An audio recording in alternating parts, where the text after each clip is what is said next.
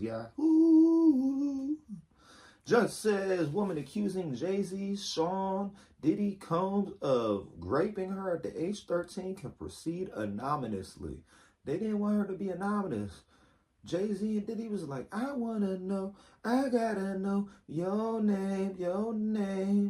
Oh, why you want to be anonymous? But they already blew the lid off this because everybody is suing her back. So I don't know how you sue somebody that's anonymous when nobody knows who you are, but they're suing the woman that was a young girl at the time back. A lot of this stuff is not making no sense. So we want to see what this is talking about.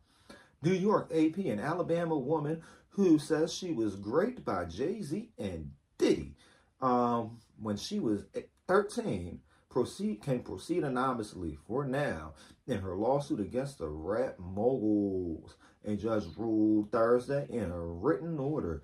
Judge Analisa Torres also chastised the lawyer representing Jay-Z for what she described as his combative motions and inflammatory language against the plaintiff's lawyer, calling them inappropriate. The Manhattan juror said the woman can proceed anonymously at this early stage of the litigation, but she may be required to reveal her identity at a later date if the case proceeds. That would allow defense lawyers to collect facts necessary to prepare for trial. Torres also cited substantial interest from the public. No, it's a little bit crazy, guys. I feel like it's super duper crazy that nobody knows who this is, but somehow Jay-Z and Diddy are able to go at her and say, oh, you're making this up. None of this is true. You don't even know. You're like, what? But this woman is still anonymous. So I don't know. I don't know what to think about this. I'm not one of them people that's like, oh, they did it. Or, they didn't do it. Combs remained in jail, New York, awaiting a criminal trial on federal trafficking charges. He also faces a wave of essay lawsuits, many of which were filed by the plaintiff's lawyer, Tony Busby. So I guess maybe he put it out there that it was a class action lawsuit and a lot of people jumped on it or whatever, A Texas attorney who says his firm represents over 150 people, both men and women, who allege abuse and exploitation by Combs.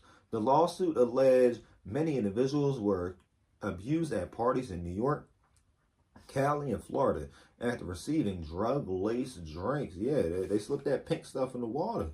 They were slipping that pink stuff in the water. I'm trying to tell you guys, nobody want to listen to me, though.